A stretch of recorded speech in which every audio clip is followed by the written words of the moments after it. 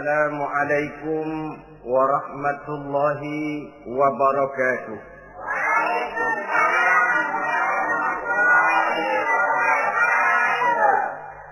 Bismillahirrahmanirrahim.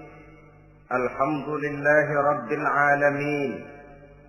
Wassalatu wassalamu ala asyrafil anbiya'i wal mursalin Sayyidina wa maulana Muhammadin wa ala alihi wa ashabihil mujahidin at-tahirin, amma ba'du. Bapak-bapak, ibu-ibu, saudara-saudara kaum muslimin rahimakumullah.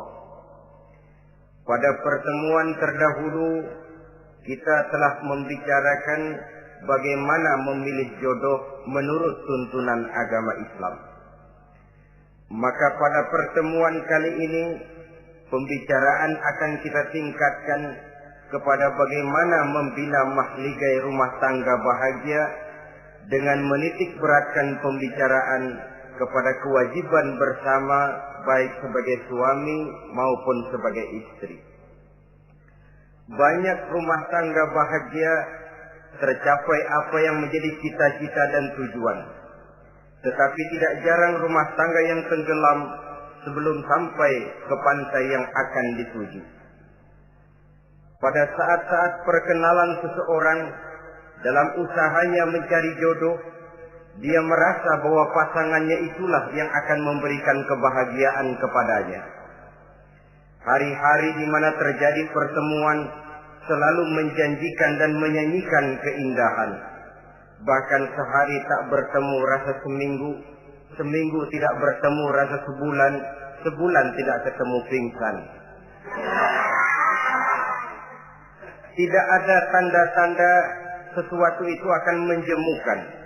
Namun setelah memasuki kehidupan bahtera berumah tangga, baru beberapa bulan saja atau baru beberapa tahun saja, semua impian tadi sirna dan musnah. Bahagia yang disangka, sengsara yang datang menimpa. Keindahan yang diharap, malah kemalangan yang tumbuh. Hal ini disebabkan orang tidak meresapi hikmah daripada kehidupan berumah tangga, tidak menyadari tanggung jawab dan kewajiban yang akan berbuntut tidak timbulnya saling pengertian, dan pada akhirnya tidak akan tumbuh ketenangan di dalam rumah tangga itu. Bukankah kewajiban akan saling memberikan pengertian, pengertian membawa ketenangan, dan ketenangan adalah tangga utama untuk mencapai rumah tangga bahagia. Oleh karena itu kita mulai saja dengan kewajiban sebagai seorang suami di dalam memimpin rumah tangga bahagia ini. Yang pertama, kewajiban seorang suami ialah mempergauli istrinya dengan baik. Setiap suami, manakala selesai dia mengucapkan ijab dan qabul di hadapan tuan pengulu atau tuan qadhi, maka ia pun mengucapkan sighat ta'liq yang berisi perjanjian dari seorang suami bahwa ia akan mempergauli istrinya dengan baik, muasyarah bil ma'ruf menurut tuntunan syariat agama Islam. Walaupun janji itu pada zahirnya diucapkan di hadapan tuan pengulu, namun pada hakikatnya itu merupakan janji seorang muslim kepada Allah Subhanahu wa taala. Ini tidak lain karena nikah dalam pandangan Islam merupakan sesuatu yang sakral, merupakan sesuatu yang suci dan bagian daripada ibadah kepada Allah Subhanahu wa taala. Dalam surah An-Nisa ayat 19, Allah Subhanahu wa taala memberikan bimbingan. Ya ayyuhalladzina amanu la yahillu lakum an tarisun nisaa karha. Hai orang-orang yang beriman, tidak dibolehkan bagi kamu mengambil perempuan secara paksa. Dengan kata lain, pernikahan harus dilaksanakan atas dasar suka sama suka. Tidak ada pihak yang terpaksa dan tidak ada pula pihak yang dipaksa. Kita hidup tidak lagi di satu zaman seperti zamannya Siti Nurbaya. Walaupun barangkali cinta memang bisa timbul setelah pernikahan, tetapi akan lebih baik kalau sebelumnya telah diawali dengan saling kenal mengenal, saling memahami latar belakang masing-masing untuk memudahkan timbulnya saling pengertian. Wala ta'diluhunna litadhhabu bi ba'di ma ataitumuhunna illa an ya'tina bi fahishatin mubayyinah. Dan jangan kamu mempersulit mereka karena ingin mengambil kembali sebagian dari apa yang telah engkau berikan kepada mereka, kecuali apabila mereka telah nyata-nyata melakukan perbuatan-perbuatan yang keji. Wa ashiruhunna bil ma'ruf, dan pergaulilah istri-istrimu itu dengan baik. Fa in karihtumuhunna, kalau kamu merasa tidak suka kepadanya, bersabarlah. Fa asa an takrahu syai'an wa yaj'alallahu fihi khairan katsira, karena boleh jadi kamu tidak menyukai sesuatu, padahal Allah menjadikan di dalam sesuatu yang kamu tidak sukai itu kebaikan yang banyak bagimu. Ini merupakan tuntunan umum betapa seorang suami harus mempergauli istrinya dengan baik, mu'asyarah bil ma'ruf, menurut tuntunan syariat agama Islam. Karena bagaimanapun hak milik seorang suami terhadap istrinya adalah milkul manfaat, milik untuk mengambil manfaat, bukan milkul mutlak seperti seorang memelihara budak umpamanya, yang bisa dihitam putihkan, bisa dijungkir balikan, bisa diperlakukan sekehendaknya. Itu bertentangan dengan tuntunan agama kita. Adalah kewajiban seorang suami mempergauli istrinya dengan baik. Kemudian yang kedua, seorang suami harus menaruh perhatian, menjaga kehormatan, dan bila perlu turut membantu dan menolong pekerjaan istrinya. Menaruh perhatian sampai kepada hal-hal yang kecil, sehingga si istri merasa bahwa dia mendapat perhatian. Ada dia mengadu, ada tempat dia melarikan persoalan, ada tempat dia bercerita. Sejak dari tingkah laku, berpakaian, berperhiasan, make up, dan lain sebagainya.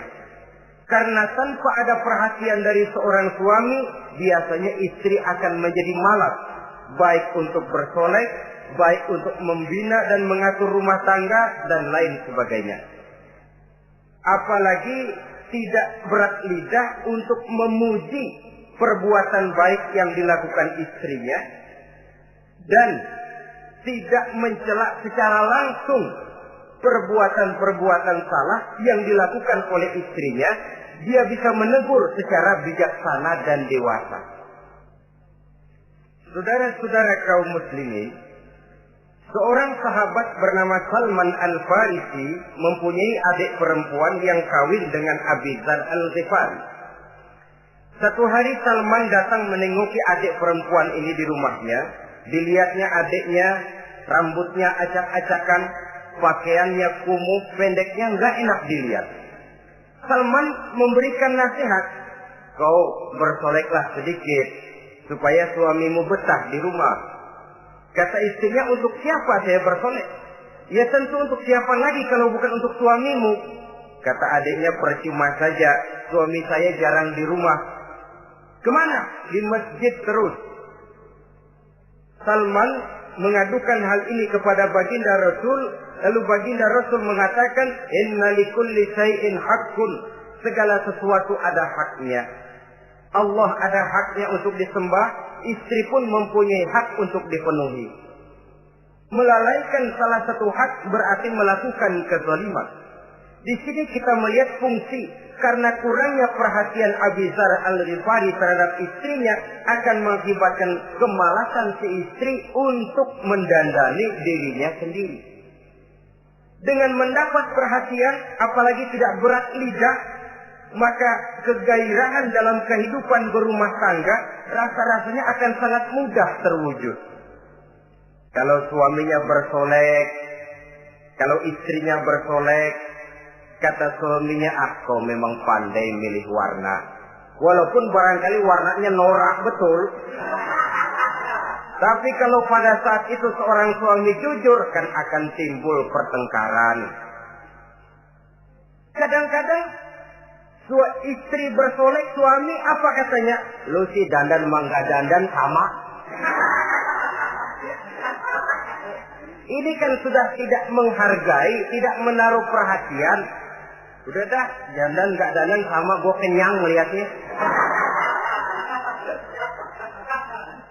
Saudara hadirin yang saya muliakan, tidak menaruh perhatian. Sehingga si istri merasa tidak diperhatikan. Nah kalau sudah tidak diperhatikan, lihat saja. Jangankan dalam contoh seperti berumah tangga, apa saja. Seorang anak kalau sudah tidak merasa diperhatikan oleh orang tuanya, dia akan sewenang-wenang. Begitu juga seorang pegawai kalau sudah tidak merasa diperhatikan oleh atasannya, semaunya kerja.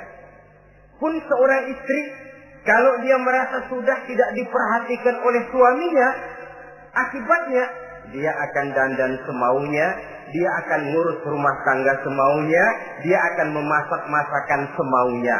Nah kalau sudah semaunya begini, alamat tidak akan ada keharmonisan di dalam kehidupan rumah tangga itu sendiri. Suami yang baik sangat menaruh perhatian kepada istrinya, dari hal yang kecil sampai pun kepada yang sebesar-besarnya. Tapi tidak berarti nyeleneh. Apa itu nyeleneh?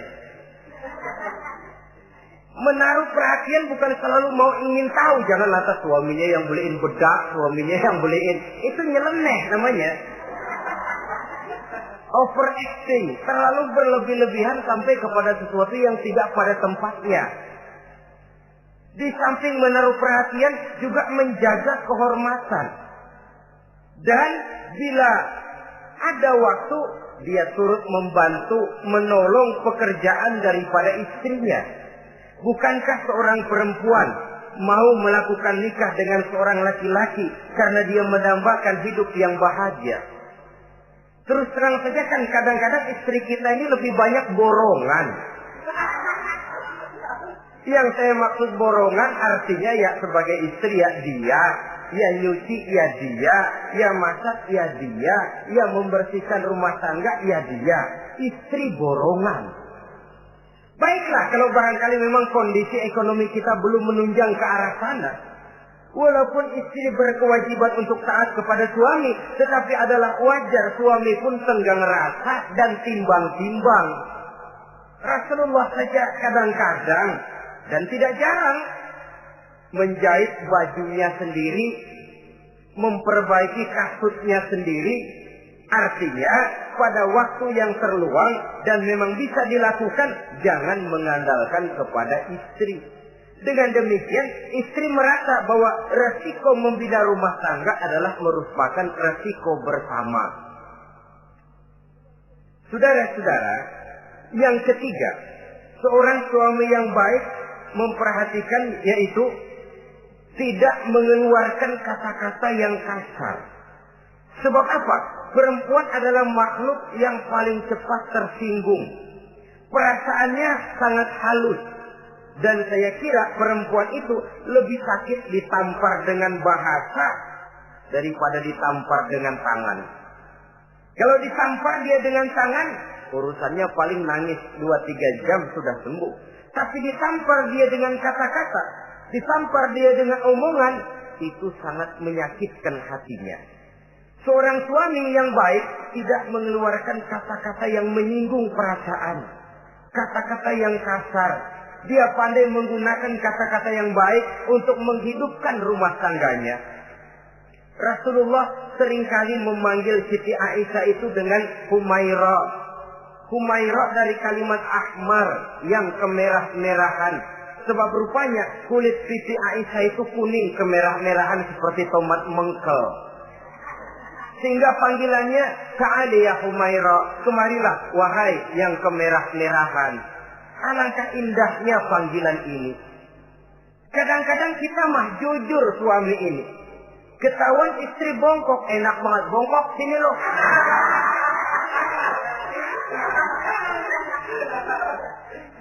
Jujur tapi nyakitin.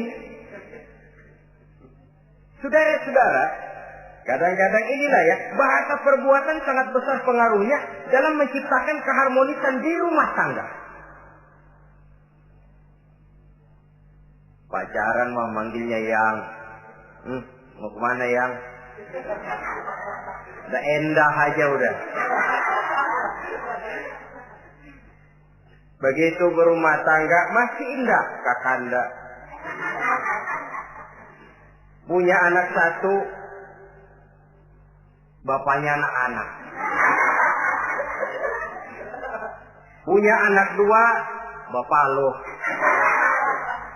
Sudah 3 anaknya, bapak hilang eluh manggilnya. Panggilan ini mengalami pergeseran. Nah begitu juga suami. Ketika pacaran bukan main. Ketika baru melakukan akad nikah sedang honeymoon bulan madu, asik betul. Kemana-mana selalu bersama. Kondangan selalu bersama. Resepsi pergi bersama. Jalan bergandengan tangan. Istri sedikit terpeleset. Khawatir bukan main. Hati-hati yang.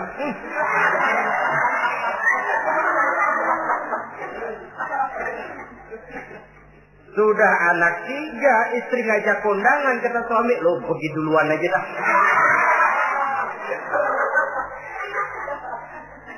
Pulang kondangan, istri laporan, bang saya kepleset. Emang lu mau mampus? Kejam betul. Hilang panggilan yang tadinya begitu mesra. Saudara hadirin yang saya muliakan, ini kata-kata. Kelihatannya kecil, sederhana, tapi sangat besar pengaruhnya dalam menciptakan rumah tangga yang bahagia ini. Oleh karena itu, soal isi hati kita, itu urusan gaib yang tahu cuma Allah. Orang lebih dahulu lihat penampilan, dan dari penampilan ini yang dinilai adalah kata-kata kita. Oleh karena itu, seorang suami yang baik, dia tidak mengeluarkan kata-kata yang menyinggung perasaan. Kalaupun dia marah betul, dia tidak mencaci maki secara langsung. Dia bisa menggunakan kata-kata kiasan. Maka agama memberikan tuntunan, kalau seorang suami marah, jangan memukul muka. Dan mukul pun bagian terakhir. Jangan jalan pertama. Kadang-kadang ada juga loh Pak, suami marah sama istri persis korambil gebugin maling. Aduh, gelebuk gak karuan.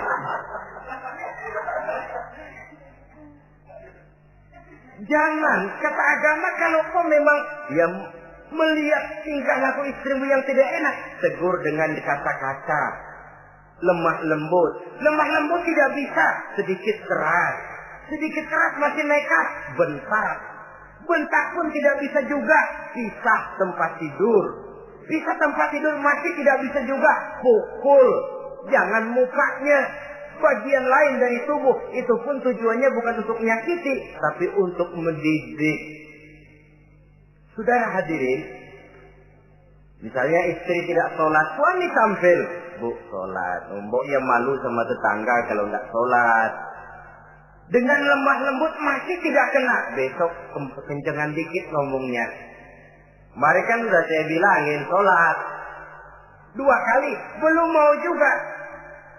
Oh sholat jadi. Mulai naik tensi omongan. Masih nekat.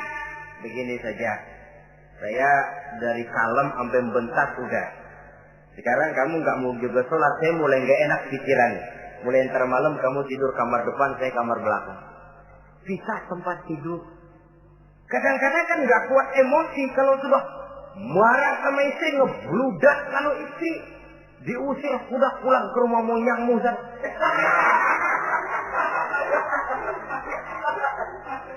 Kata agama jangan, pisah tempat tidur saja. Sudah, kamu tidur kamar depan, saya kamar belakang. Pisah tempat tidur. Kenapa? Nanti malam kalau hujan turun, pikiran berubah, berasa perlu, tinggal pindah kamar. Secara psikologis, saudara-saudara. Jadi melalui processing. Oleh sebab itu, kata-kata sangat besar pengaruhnya di dalam membina kehidupan berumah tangga. Seorang suami yang baik tidak mengeluarkan kata-kata yang bisa menyinggung istrinya. Sebaliknya, istri pun demikian. Tidak mengeluarkan kata-kata yang bisa menyinggung perasaan suaminya. Sebab lebih dosa besar kata-kata suami istri yang menyinggung suaminya, walaupun sama dosanya ya. Tapi lebih besar ketersinggungan seorang suami ketimbang seorang istri itu. Namun agama memberikan tuntunan suami lebih dahulu yang diajarkan. Jangan mengeluarkan kata-kata yang bisa menyinggung perasaan. Baik itu menyangkut dandanan istri, caranya pakaian, caranya jalan, ataupun masakannya. Masakannya sekalipun tidak kita sukai, ya ndak usah. Misalnya sayur keasinan, begitu dicobain menteleng mata pelatat, melotot keasinan. Ndak usah lantas tolak pinggang, lu masak melotot ya. Ndak usah. Saudara hadirin yang saya muliakan, jadi itu dari segi masakan. Dari segi pakaian, umpamanya istri kita berpakaian tidak sesuai dengan tuntunan agama, cukup kita bisa berkata, pakaianmu sebenarnya bagus, motifnya, potongannya, kainnya, cuma mbok kok kelihatannya kok potongan badanmu kok kelihatan betul dengan terbungkus pakaian seperti itu. Alangkah lebih baiknya, nah dengan demikian istri nggak terlalu tersinggung. Daripada sudah dandan bagus-bagus, lalu istri suami ngobrol kata yang gak enak. Bagus lo kayak nangka dikerosorin.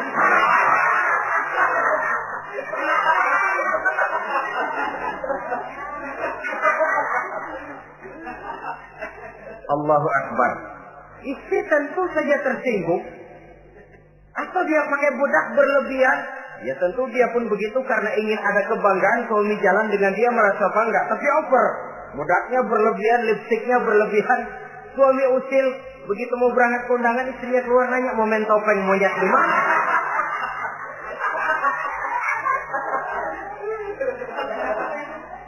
Tentu dia akan tersinggung karenanya. Jadi saudara-saudara, ini yang ketiga. Yang keempat, seorang suami yang baik jangan memberikan pekerjaan di luar batas kemampuan istrinya. Wah, tugas istri itu nyaris 1 kali 24 jam. Seorang suami bagaimanapun payah dia bekerja, pulang dia bisa istirahat, tidur malam dia bisa tidur dengan nyenyak. Tapi seorang istri, apalagi dia punya anak kecil, bayi misalnya, itu nyaris jam kerjanya 1 kali 24 jam. Sejak bangun tidur sampai tidur lagi, bahkan tidurnya pun selalu diusik oleh anaknya. Anaknya kalem, bapaknya ngusik.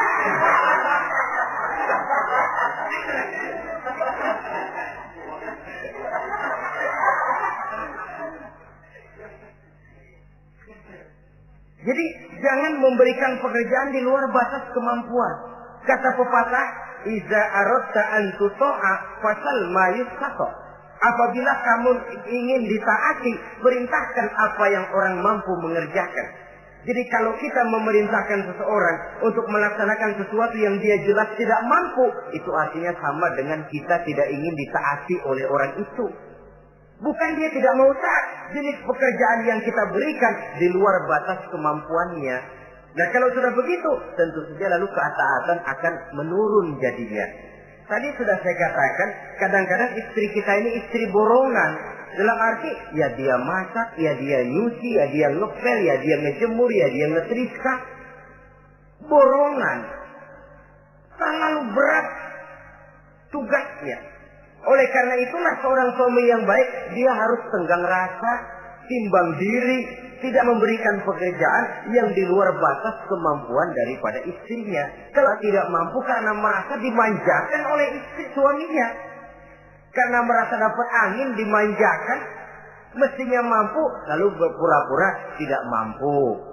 Apalagi istrinya suaminya sedikit-sedikit mau menolong dia.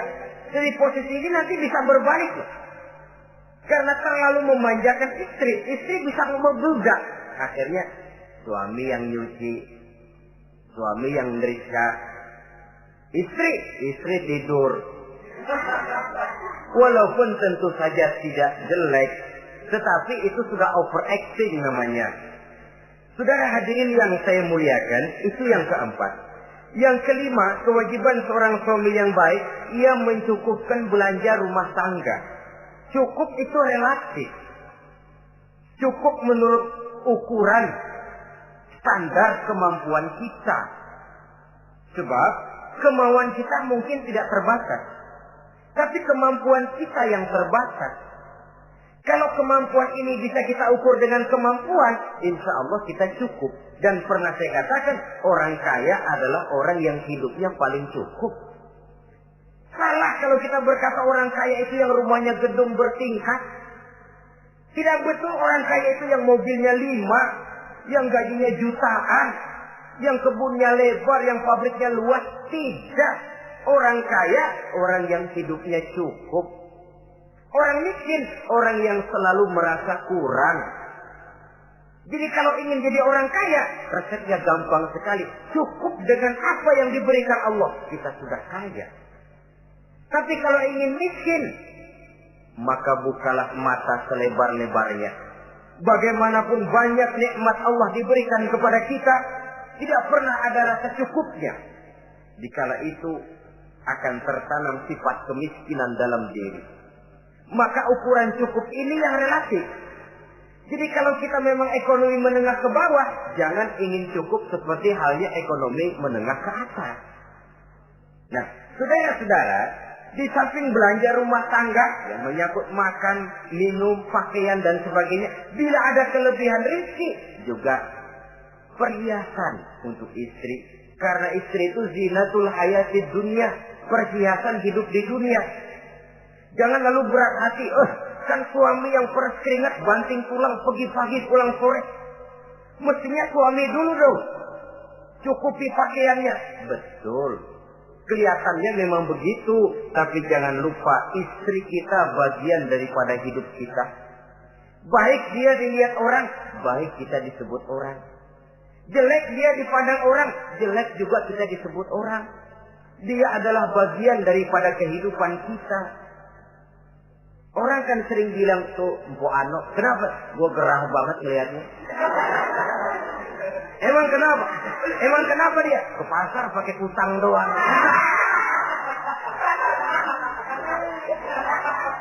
Kata temennya, terang aja dia kan binnya si Meun itu. Si Meun yang gak tahu apa-apa ikut kesebut-sebut. Istri adalah bagian daripada kehidupan kita. Zolim seorang suami, mentang-mentang dia merasa dia yang cari duit, lalu buat dirinya dia beli pakaian yang mahal-mahal. Istrinya cuma nggak karung doang dipakai. Istri adalah bagian daripada hidup kita. Baik dia dilihat orang, baik kita disebut orang. Jelek dia dilihat orang, akan jelek juga kita jadi pembicaraan orang. Ini tidak lain karena dia merupakan perhiasan bagi suami dan bagian daripada kehidupan seorang suami.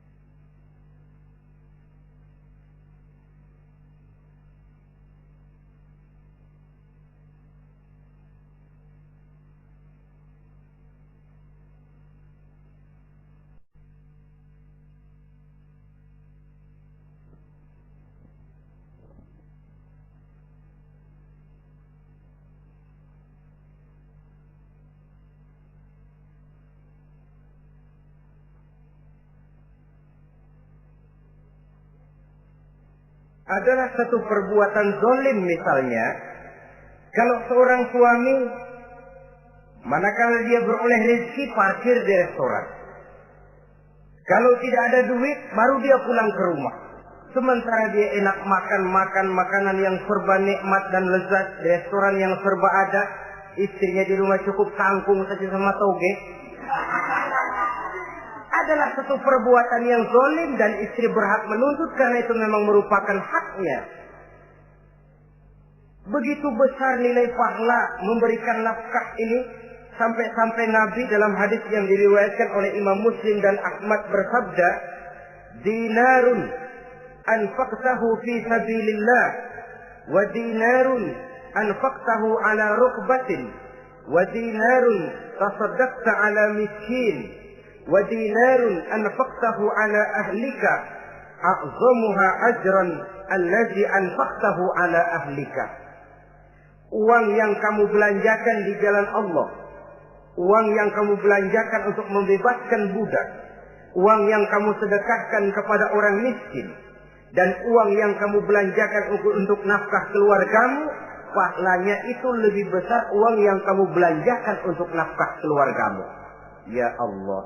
Jadi rupanya nilainya sedemikian besar. Saudara hadirin yang saya muliakan, ini kewajiban yang keempat. Yang kelima maksud saya. Yang keenam, kewajiban seorang suami, dia berusaha untuk meningkatkan pengetahuan daripada istrinya, membimbing.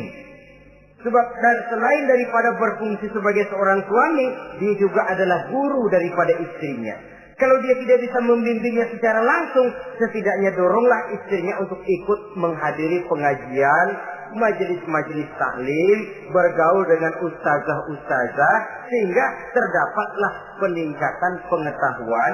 Paling kurang pergaulannya bertambah luas, cakrawala pandangannya juga tidak jadi sempit karenanya.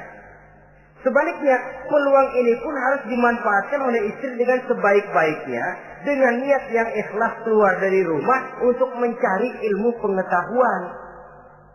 Yang repot kadang-kadang dari rumah berangkat ngaji, sampai di pengajian suaminya diakur-akurin.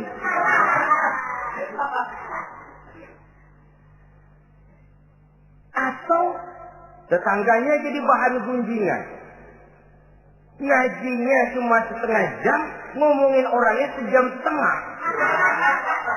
Ini malaikat bingung, kacau amat ya orang. Ini yang kadang-kadang menimbulkan hal-hal yang negatif. Padahal keluarnya dari majelis taklim, keluarnya dari pengajian. Tapi karena di pengajian yang dilihat adalah gelang temennya, anting temennya, rantai temennya, lalu walaupun nggak tahu belaga, tahu baru dapat berita burung, katanya si Ano, oh iya anu.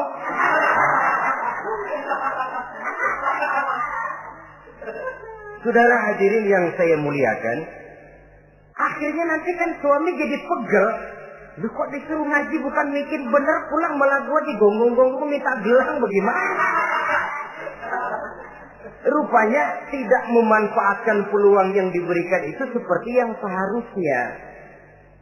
Jadi kalau memang seorang suami tidak bisa membimbing istrinya dalam arti meningkatkan ilmu pengetahuannya, doronglah dia, berikan kesempatan untuk menghadiri pengajian, majelis-majelis taklim yang akan lebih membuka nuansa pergaulan, lebih meluaskan pandangannya, dan ada refreshing. Nah ini penting. Apakah kita suami ini pernah membayangkan bagaimana kalau kita 1 kali 24 jam mesti ada di rumah saja? Tiap hari menghadapi yang itu juga. Apa tidak timbul kejenuhan? Kalau kita begitu, apa istri kita juga tidak begitu? Karena itu sangat bijaksana kalau ada waktu luang, boya ajaklah istri dan anak-anak makan di rumah makan. Kalau ada kelebihan rezeki loh ini ya. Tapi jangan maksa-maksa. Karena terlalu ingin lalu ngutang dulu sama temen. Itu juga nggak betul. Niatnya baik, cuma ngutangnya itu nanti yang jadi nggak betul. Ya, refreshing, relax, santai. Apa itu ke Taman Safari, apa itu ke Bogor. Supaya istri ini merasa ada selingan dalam hidup. Tidak jenuh, tidak monoton. So, kalau dia jenuh, akhirnya kan wah, ublek-ublek di depan dapur mulu.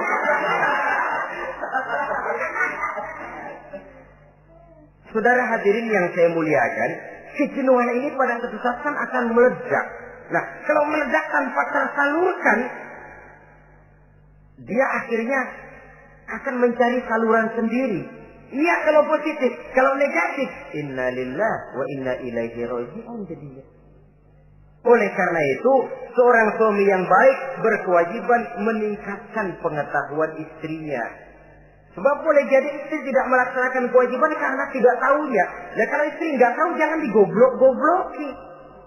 Mestinya dibimbing, diberikan kesempatan ngaji. Kamu sih disuruh gini aja kok nggak bisa, memang goblok kamu ini. Memang bukan dibimbing malah digoblok-gobloki. Kalau istri kan apa ya? Bahasa Prancisnya nelongso. Apa nelongso? Narik diri. Apa katanya? Gue tahu lu goblok, lu ngapa kawin sama gue? Nah.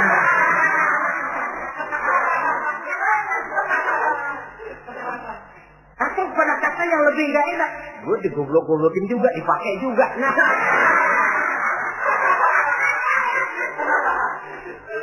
Kan lebih nggak enak lagi tuh. Jadi saudara-saudara, hal-hal yang memerlukan kesabaran ini memang menuntut kedewasaan dari seorang suami.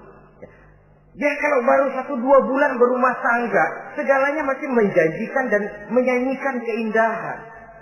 Tapi makin hari kita bergaul di rumah tangga, kita makin tahu karakter, mental, watak daripada istri.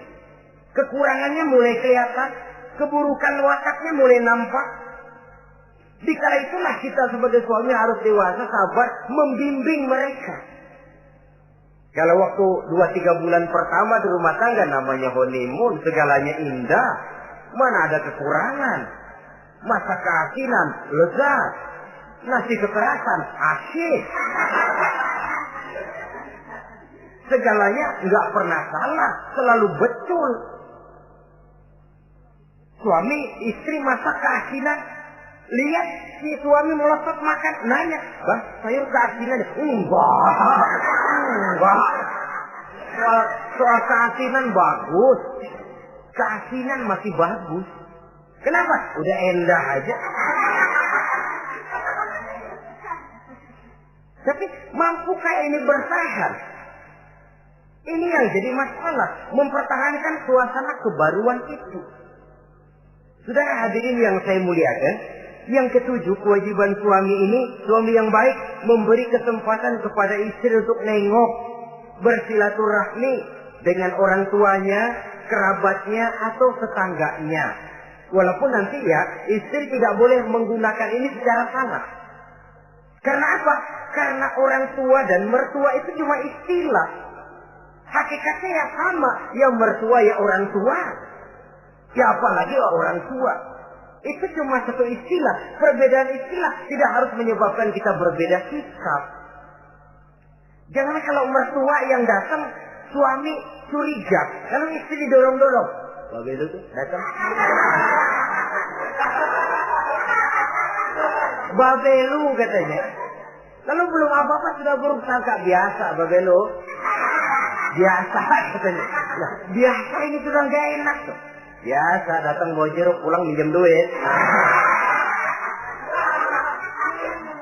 Allahu Akbar. Ini kan sudah menanamkan rasa gak enak. Malah akan lebih baik kalau mertua yang datang, suami menyambut lebih dahulu. Tidak akan nampak kecintaannya. Tidak lagi membedakan antara mertua dengan orang tua karena cuma sekedar istilah. Memberikan kesempatan. Dan seorang istri pun, walaupun akan ke rumah orang tuanya sendiri, izin suami itu wajib. Jangan merasa, saya kan mau ke rumah orang tua sendiri, kepada orang tua kan ibadah, wajib, betul. Tapi setelah punya suami, ranking pertama suami. Bukankah saudara pernah dengar satu riwayat, seorang sahabat akan pergi jihad di jalan Allah, perang membela agama. Ketika akan berangkat, dia pesan sama istrinya, "Aku mau perang membela agama. Aku pesan, kalau aku belum pulang ke rumah, kau jangan keluar rumah." Baik bang, berangkatlah si suami dengan iringan doa istrinya. Nah, ini istri yang baik ya. Suami pergi kantor, istri doa. Di situ letak kerjasama. Suami buka warung, istri sembahyang duha. Di situ letak kerjasama. Ya Allah, kata istri dalam doanya itu, mudahkan rezeki suami saya. Kalau memang rezekinya masih di langit, turunin ya Allah. Kalau masih terpendam di perut bumi, keluarkan ya Allah. Kalau masih jauh, dekatkan ya Allah. Ikhlas melepas suami dengan iringan doa. Suami pun berusaha, lulapan terasa jalannya. Tapi kalau dari berangkat keluar rumah sudah dilepas oleh bemo. Tahu bemo? Monyo. Itu suami berangkat juga hatinya sudah kusut. Sudah tidak dilepas dengan doa. Lalu si istri juga barangkali suaminya berangkat ngedumel. Ya, jangan dikasih rezeki dah Tuhan, tadi dikasih rezeki gak kawin lagi. Nah.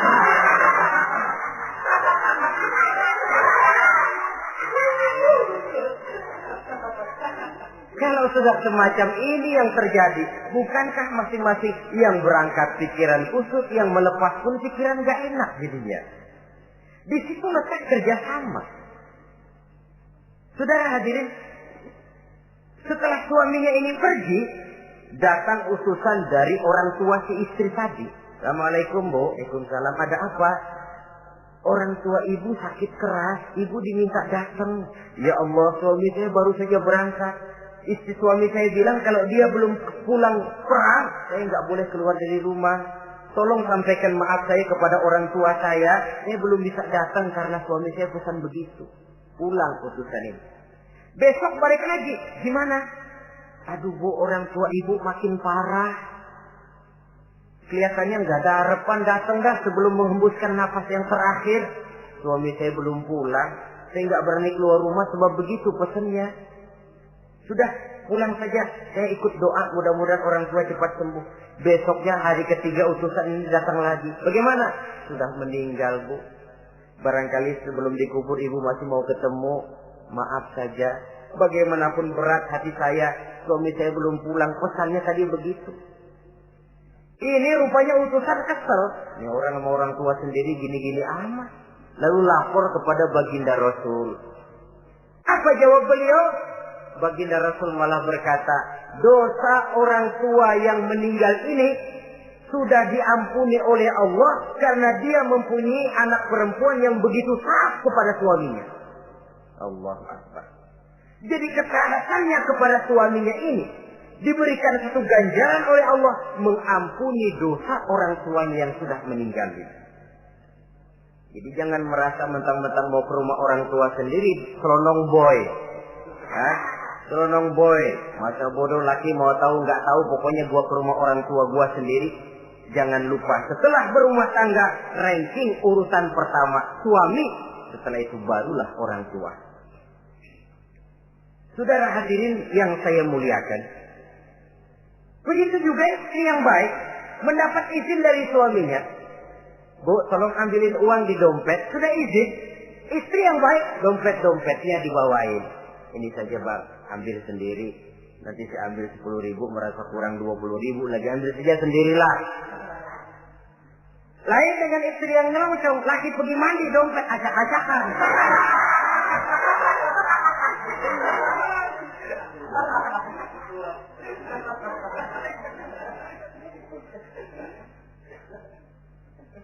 Saudara hadirin yang saya muliakan, baik silaturahmi itu kepada orang tua atau kerabat, famili, andai tolan, keluarga lain, ataupun tetangga.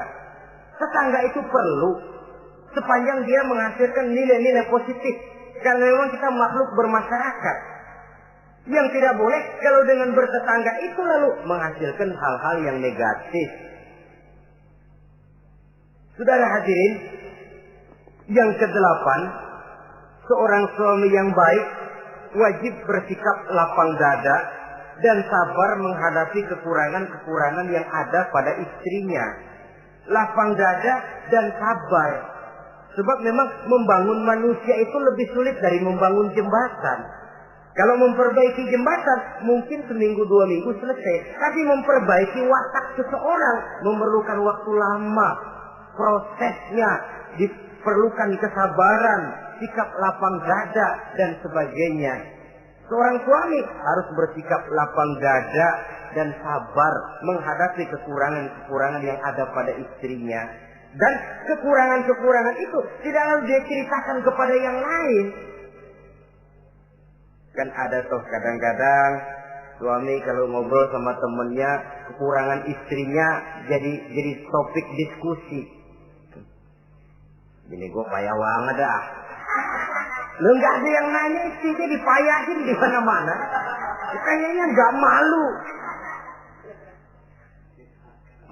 Mengorek aib sendiri kan menepuk air di dulang, toh itu artinya. Kalau aib istri kita ceritakan di mana-mana, bukankah artinya kita juga menceritakan aib kita sendiri? Karena istri bagian daripada kehidupan kita. Sebagaimanapun seorang istri tidak wajar menceritakan aib dan kekurangan suaminya di mana-mana. Malah dia harus menutupi. Malah kelemahan dan kekurangan suaminya harus dia jaga. Dia tetap bangga. Di mata saya, suami saya adalah Arjuna yang tidak punya kekurangan apa-apa. Kalaupun orang bawakan berita, tidak betul itu. Walaupun hatinya panas, tapi dia masih bisa menunjukkan wajah yang sejuk, senyum dalam hati yang panas. Sebab saudara-saudara, apabila kita tidak punya filter, ini kadang-kadang kita mau tenang, kita bisa dibakar oleh yang lain. Tapi kalau ada filter, kita bisa menyaring, boya masa iya. Sehingga dengan demikian, sikap lapang dada dan kesabaran ini, walaupun diutamakan adalah merupakan kewajiban suami, juga sekaligus merupakan imbangan daripada si istri. Nah, kemudian yang ke-9, seorang suami wajib berpenampilan bersih dan rapi di hadapan istrinya. Sehingga tanpa anggun. Anggun ini lalu menimbulkan wibawa. Nah, dari wibawa lahir rasa hormat. Tapi kalau suami di depan istrinya kelihatan butut, rebek, jelek, belek,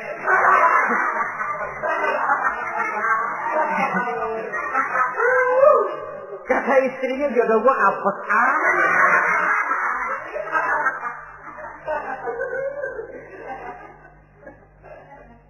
tidak akan timbul kewibawaan. Nah, kalau sudah tidak timbul wibawa, ya bagaimana si istri itu akan merasa dia wajib taat kepada suami. Saudara hadirin yang saya muliakan, jadi ternyata penampilan bukan cuma kewajiban istri, seorang suami juga harus mengimbangi itu. Sehingga dengan demikian keserasian dalam kehidupan di rumah tangga itu akan terasa jadinya. Nah, inilah pada prinsipnya kewajiban daripada suami. Lalu kemudian apa kewajiban istri? Yang pertama, saudara-saudara, terutama ibu-ibu tentu, istri itu berkewajiban untuk taat dan patuh kepada suaminya. Sepanjang perintah suaminya itu tidak untuk bermaksiat kepada Allah.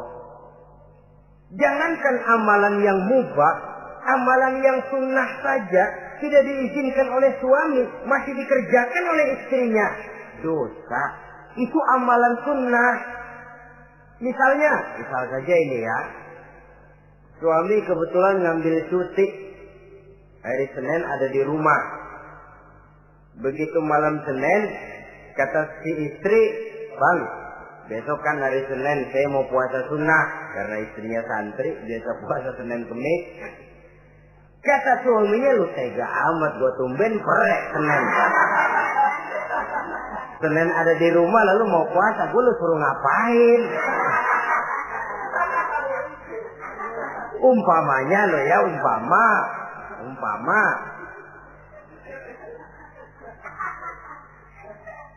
Lalu tanpa izin si suami, istri puasa juga, puasa sunnah. Bukan saja tidak mendapat pahala, malah dosa hukumnya.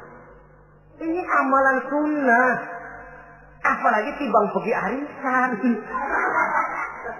Apalagi timbang pergi tetangga. Amalan sunnah tidak mendapat izin daripada si suami, dosa untuk dikerjakan. Dengan pertimbangan tadi, dia tumben cuti hari Senin. Istri dadakan puasa, lah suami nganggur total.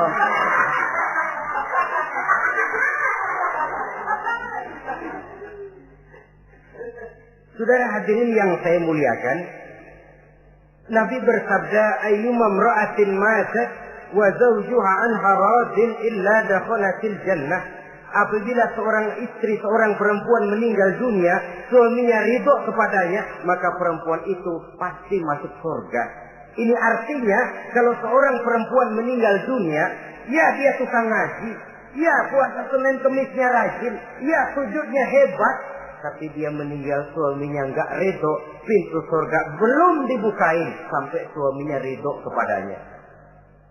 Ini begitu besar kewajiban untuk taat. Nah, di sini suami wajib ngimbangi. Jangan mentang-mentang istri wajib taat, lalu suami overacting, kerjanya cuma tulak pinggang sama nunjuk. Loh, kalau gue bilang nyungsep. Ya enggak. Contoh dari baginda Nabi tadi sendiri kok, beliau itu menjahit bajunya, memperbaiki kasusnya. Yang bisa, ya kerjakan, nggak usah ngandeli. Saudara hadirin, yang kedua, seorang istri berkewajiban untuk memperlihatkan budi pekerti yang baik kepada suaminya. Nah, budi pekerti itu yang baik yang bagaimana? Yang diisyaratkan oleh Nabi. Apa kata beliau? Khairun nisa, perempuan yang baik ialah man sarratka iza absorta, yaitu yang mengembirakan kamu apabila kamu memandang kepadanya. Satu, ini termasuk budi pekerti yang baik. Apabila dipandang oleh suaminya, dia pandai menyenangkan, menggembirakan hati suaminya. Jadi, tolong ibu-ibu, jadilah istri yang siap pakai. Nah, itu tuh. Itu istilahnya. Anytime already, standby. Ya. Apabila dipandang, dia sanggup menggembirakan hati suaminya. Suami pulang dari pasar dagang rugi, istrinya tampil. Itulah bang, romantikanya dagang. Mbak ya sekali-sekali rugi. Apa Mbak ya selalu untung? Gelombang laut saja pasang surut. Lah, suami kan merasa ada air penyejuk. Ini termasuk menggembirakan. Jangan suami sudah pulang dari pasar rugi, mikul panjang, ngos-ngosan sampai rumah istri kerama. Lasar lu laki goblok. Dagang pakai rugi. Ini kan suami sudah di pasar rugi, sampai rumah digoblok-goblokin. Nah itu nanti ya efeknya, suami itu kalau sudah istri nggak menyenangkan hatinya di rumah, si suami itu kena penyakit yang istilah sekarang ini penyakit broken home. Nah penyakit nggak betah di rumah. Mestinya dia kumpul di rumah, landadakan di pos ansik ya kongkok. Sampai subuh lagi, sampai subuh. Sampai subuh. Saudara hadirin yang saya muliakan, pandai menggembirakan, menjadi penghibur. Usaha suami gagal, dagangnya rugi, gairahnya bekerja menurun. Di saat itu istri tampil jadi pengimbang yang baik. Sehingga dengan demikian istri suami lalu merasa ada sedikit air penyejuk. Apabila dipandang, dia pandai menyenangkan hati suaminya. Bagus kalau seorang istri pada saat ada suaminya di rumah dia berdandan, dan suaminya tidak di rumah dia apa adanya. Dan keliru besar, sebab dandannya seorang istri dengan niat untuk menyenangkan hati suaminya merupakan ibadah. Saudara hadirin, ciri yang kedua dari budi pekerti yang baik seorang istri itu apa? Wa tuti'aka iza amarta. Kalau diperintah, dia taat kepadamu. Diperintah, dia taat sepanjang perintah itu tidak untuk bermaksiat kepada Allah. Yang ketiga lagi cirinya, watahfazu ghibataka fi nafsiha wa malika. Dia dapat menjaga diri baik pada waktu kamu tidak ada, baik menjaga dirinya sendiri ataupun menjaga hartamu. Tidak menggunakan kesempitan di dalam kesempitan. Ini ciri dari budi pekerti. Yang ketiga, sekarang kewajiban seorang istri dapat mengatur rumah tangga dengan baik dan rapi. Mengatur rumah tangga itu kan tidak perlu biaya yang mahal-mahal. Asal ditempatkan pada tempat yang serasi, komposisi warna yang cocok, tidak perlu perhiasan yang mewah-mewah. Orang lalu terkesan, rumahnya ini sejuk ya. Kenapa? Tata ruangannya kok enak dilihat, apik. Enggak karena mentang-mentang semua kepengen dilihat orang, semua ditaruh di ruang tamu. Sampai tempayan piring naik ke ruang tamu semua. Walaupun mahal, tapi kalau tidak pada tempatnya kan orang lalu, ini kok terlalu amat ya. Dapat menata. Dan menata ini tentu karena pergaulan. Saudara hadirin yang saya muliakan, sehingga dengan demikian ada suasana kebetahan. Orang di rumah itu merasa seperti, itulah yang dikatakan Nabi, baiti jannati, rumah tanggaku laksana surga bagiku. Laksana kebun, tempat di mana kita melepaskan lelah, tempat di mana kita menemukan ketenangan, tempat di mana kita menemukan refreshing dari segala kejenuhan dan kelelahan akibat tugas-tugas yang kita hadapi, baik di kantor, di tengah masyarakat, di pasar dan lain sebagainya. Yang keempat, jangan menambah kesulitan suami. Syukur kalau malah bisa membantunya. Bahwa ada seorang istri yang bekerja itu bagus, asal bisa menjaga diri dan bisa menjaga kepercayaan dan kehormatan daripada suaminya. Dan suami pun yakin bahwa jenis pekerjaan yang dikerjakan oleh istrinya itu tidak bertentangan dengan agama. Tapi malah kalau si suami yang mempekerjakan istrinya, mengeksploitir istrinya, ini zolim. Istrinya yang disuruh kerja, suami ongkang-ongkang kaki di rumah, istrinya yang keras keringat banting tulang. Ya kalau kerja, kalau dikerjain lebih parah lagi. Kan tidak sedikit toh problema rumah tangga semacam ini. Sehingga dengan demikian akhirnya apa? Kendali rumah tangga di tangan istri. Karena istri merasa dia yang cari duit. Istri merasa dia yang berusaha. Kenapa dia tidak mengendalikan rumah tangganya? Dikala itu jatuhlah suami di bawah komando istrinya. Hilang wibawa, hilang karisma, tidak ada ketakutan. Malah akhirnya berbalik seolah-olah si suami jadi istri dan si istri menjadi suami. Apalagi di zaman seperti sekarang. Walaupun pekerjaan sulit, tapi mereka yang punya wajah cantik, mudah senyum, gampang bergaul, dan mau obrol. Tentu banyak saja lapangan kerja yang nyata-nyata bertentangan dengan agama. Nah, yang terakhir, kewajiban daripada istri ialah hemat, cermat, rajin, dan pandai menyimpan. Kalau dia dibelikan perhiasan oleh suaminya, niatnya tidak lain. Pertama, menyenangkan hati suaminya. Yang kedua, berjaga-jaga kalau nanti ada kesulitan, toh perhiasan ini bisa dimanfaatkan. Tidak untuk show, tidak untuk sombong-sombongan, tidak untuk hebat-hebatan, tapi dua hal yang jadi pilihan utama tadi. Dengan sikap hemat, cermat, rajin, dan pandai ini, menyimpan, memanfaatkan, dan menggunakan, maka nilai ekonomi di rumah tangga insya Allah akan mengalami stabilnya. Dengan demikian saudara-saudara, secara sepintas kewajiban suami dan istri sudah kita bicarakan. Dengan saling melaksanakan kewajiban akan timbul saling pengertian, dari pengertian akan timbul ketenangan, dari ketenangan insya Allah akan terwujud rumah tangga yang bahagia. Insya Allah nanti pembicaraan akan kita lanjutkan yang mengenai kewajiban bersama dan kewajiban orang tua terhadap anak-anaknya. Mudah-mudahan ini bermanfaat. Terima kasih atas perhatian saudara. Mohon maaf atas segala kekurangan. Usikum wa nafsi bitaqwallah. Wassalamualaikum warahmatullahi wabarakatuh.